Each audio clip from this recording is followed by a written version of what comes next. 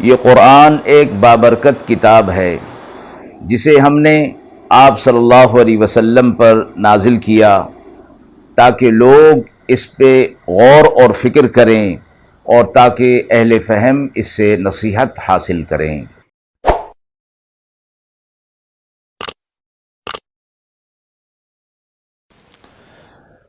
بسم اللہ الرحمن الرحیم۔ السلام علیکم ورحمۃ اللہ وبرکاتہ۔ ناظرین کرام، درس قرآن مجید کے آج کے اس پروگرام میں ہم سورۃ الاعراف کی آیت نمبر 143 تا 145 کا ترجمہ اور تفسیر پیش کر رہے ہیں، اور آخر میں پوچھے گئے سوال کا جواب ہوگا۔ اعوذ باللہ من الشیطان الرجیم، بسم اللہ الرحمن الرحیم۔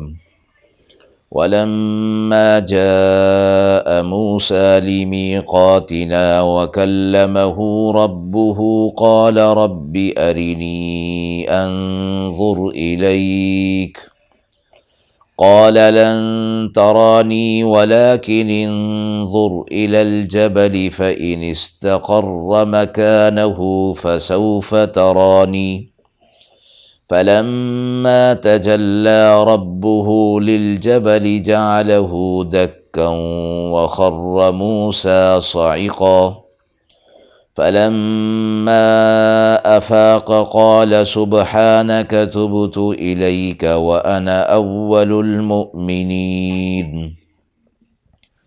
قال يا موسى إني اصطفيتك على الناس برسالاتي وبكلامي فخذ ما آتيتك وكن من الشاكرين وَكَتَبْنَا لَهُ فِي الْأَلْوَاحِ مِنْ كُلِّ شَيْءٍ مَوْعِظَةً وَتَفْصِيلًا لِكُلِّ شَيْءٍ فَخُذْهَا بِقُوَّةٍ وَأْمُرْ قَوْمَكَ يَأْخُذُوا بِأَحْسَنِهَا سَأُرِيكُمْ دَارَ الْفَاسِقِينَ۔ آیات مبارکہ کا ترجمہ ملاحظہ فرمائیں۔ اور جب پہنچا موسیٰ علیہ السلام پر ہمارا وعدہ اور کلام کیا اس سے ان کے رب نے، بولے اے میرے رب تو مجھ کو دکھا دے کہ میں تجھ کو دیکھوں۔ فرمایا تو مجھ کو ہرگز نہ دیکھے گا، لیکن تو دیکھتا رہے پہاڑ کی طرف، اگر وہ اپنی جگہ ٹھہرا رہا تو تو مجھے دیکھ لے گا۔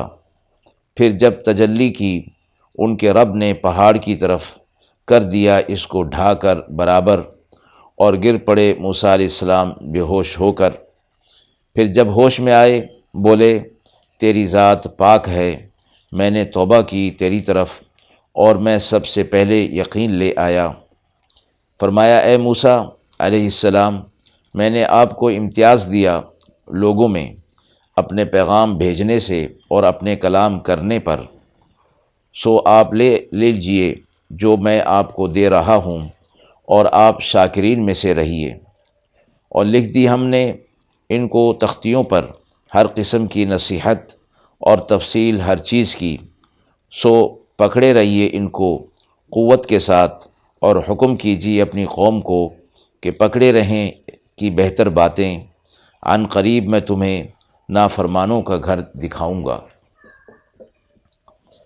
موسیٰ علیہ السلام کے واقعات پر مشتمل یہ آیات، جو پچھلی کئی آیات سے موسیٰ علیہ السلام کا واقعہ مذکور ہو رہا تھا، ان آیات میں یہ فرمایا گیا کہ اللہ رب العزت نے موسیٰ علیہ السلام کو کوہ طور پر بلایا اور وعدہ فرمایا کہ ان کو کتاب دی جائے گی جس کا نام تورات ہوگا۔ تو فرمایا اللہ تعالیٰ نے جو ان سے وعدہ کیا تھا وہ وعدہ اپنی تکمیل کو پہنچا، یعنی موسیٰ علیہ السلام کو کوہ طور پر بلا لیا گیا۔ وہاں پہنچ کر اللہ رب العزت سے ہم کلام ہوئے۔ موسیٰ علیہ السلام نے اللہ رب العزت سے فرمایا کہ میں آپ کا دیدار کرنا چاہتا ہوں، آپ کو دیکھنا چاہتا ہوں۔ اللہ تبارک و تعالیٰ نے فرمایا کہ آپ مجھے نہیں دیکھ سکتے، البتہ موسیٰ علیہ السلام کی تسلی کے لیے اللہ رب العزت نے یہ فرمایا کہ آپ پہاڑ پر نظر کیجئے، اور اگر ہم اپنی تجلی اس پہاڑ پر ڈالیں گے، اگر وہ پہاڑ قائم رہا تو پھر آپ دیکھ سکتے ہیں، یعنی اگر وہ قائم نہ رہا تو پھر آپ نہیں دیکھ سکتے۔ یہ اللہ تعالیٰ نے موسیٰ علیہ السلام کی تسلی کے لیے یہ امر اختیار فرمایا تھا۔ تو اللہ رب العزت نے پھر تجلی ڈالی پہاڑ پر، تو وہ پہاڑ اللہ کی تجلی کو برداشت نہ کر سکا اور ریزہ ریزہ ہو کر بکھر گیا، جس کے لیے فرمایا کہ ہم نے اس کو ڈھا دیا اور برابر کر دیا، یعنی اس کا نام و نشان بھی باقی نہ رہا، زمین کی سطح پر آ گیا۔ جب یہ ہوا تو موسیٰ علیہ السلام اس منظر کو دیکھ کر اپنے ہوش میں نہ رہ سکے اور بے ہوش ہو گئے۔ پھر جب ہوش میں آئے تو اللہ تبارک و تعالیٰ کی تعریف بیان کی اور فرمایا اللہ تیری ذات پاک ہے، اور میں اس چیز سے توبہ کرتا ہوں، یعنی ایسی بات کروں کہ جو تیرے ہاں مناسب نہ ہو، اور وہ بات یہی تھی کہ اللہ کو دیکھنے کی بات۔ تو فرمایا کہ میں اس پر سب سے پہلے یقین لاتا ہوں، ایمان لاتا ہوں کہ جو آپ نے فرمایا کہ آپ مجھے نہیں دیکھ سکتے، اس پر میں ایمان لے آیا ہوں۔ اس کے بعد موسیٰ علیہ السلام سے اللہ رب العزت نے مزید کلام فرمایا اور فرمایا کہ اے موسیٰ علیہ السلام، ہم نے آپ کو لوگوں میں، عام لوگوں میں ایک امتیاز دیا۔ اور مفسرین نے فرمایا کہ اللہ رب العزت نے موسیٰ علیہ السلام کو دیگر انبیاء علیہ السلام میں بھی ایک امتیاز عطا فرمایا تھا، اور انبیاء علیہ السلام کو اللہ رب العزت نے بعض کو بعض فضیلت اور بعض کو بعض فضیلتیں عطا فرمائی ہیں۔ اس سے کسی دوسرے نبی کی شان میں کمی نہیں ہوتی، جس طرح کہ قرآن مجید میں یہ فرمایا گیا کہ تِلْكَ الرُّسُلُ فَضَّلْنَا بَعْضَهُمْ عَلَى بَعْضٍ مِّنْهُمْ مَنْ كَلَّمَ اللَّهُ وَرَفَعَ بَعْضَهُمْ دَرَجَاتٍ۔ ہم نے بعض انبیاء علیہ السلام کو بعض پر فضیلت دی، بعض سے ہم نے کلام کیا، اور بعض کو اور درجات ہم نے عطا فرمائے۔ تو یہاں یہ فرمایا کہ ہم نے آپ کو دو طرح سے، یہاں اس آیت میں دو امتیازات کا ذکر فرمایا۔ ایک جب نبوت عطا فرمائی گئی اس وقت بھی اللہ رب العزت نے حضرت موسیٰ علیہ السلام سے براہ راست کلام فرمایا، اور دوسرا کلام فرمایا کہ یہی تورات کے عطا کرتے وقت کوہ طور پر جو ہوا یہ بھی براہ راست تھا۔ اس کے بعد فرمایا کہ ہم نے آپ کو جو کچھ دیا ہے، یعنی تورات اور شریعت آپ کو عطا فرمائی ہے، آپ اس کو لے لیجئے اور شاکرین میں سے رہیے، اللہ کا شکر ادا کیجئے کہ اللہ نے آپ کو امتیازات عطا فرمائے اور لوگوں کی اصلاح اور فلاح کے لیے آپ کو منتخب فرمایا، تو آپ اللہ کے شکر گزار بندوں میں شامل ہو جائیے۔ آگے فرمایا کہ ہم نے ان کو، موسیٰ علیہ السلام کو، تختیوں پر ہر قسم کی نصیحت اور تفصیل کی چیز لکھ دی تھی، یعنی تورات کا نزول تختیوں کی صورت میں ہوا تھا، اور یہاں فرمایا وَكَتَبْنَا لَهُ فِي الْأَلْوَاحِ، الواح لوح کی جمع ہے، اور لوح تختی کو کہتے ہیں جس پر کوئی چیز لکھی ہوئی ہو۔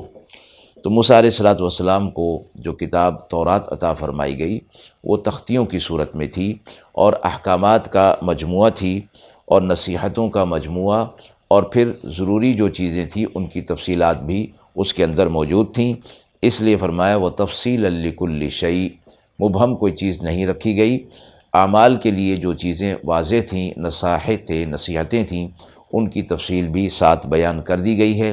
لہذا فرمایا کہ اس کو قوت کے ساتھ اور اپنے پورے شوق اور ارادے کے ساتھ اس کو آپ تھام لیجئے، اور حکم کیجئے اپنی قوم کو بھی اس چیز کا کہ وہ اس کی بہتر باتیں، جو کہ یقیناً ساری کی ساری بہتر اور اچھی ہیں، ان کو وہ لے لیں۔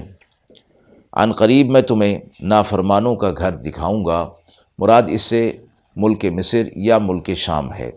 مفسرین نے فرمایا کہ اس وقت تک مصر پر ان کا قبضہ ہو چکا تھا، لیکن یہ لوگ شام کی طرف گئے نہیں تھے، تو اس لیے فرمایا کہ یہ فاسقین کا گھر تھا، کہ اس سے پہلے اس پر قوم فرعون موجود تھی، اور پھر اللہ تبارک و تعالی نے انہیں وہاں سے ہٹا دیا اور قوم بنی اسرائیل کو وہاں کا وارث بنا دیا۔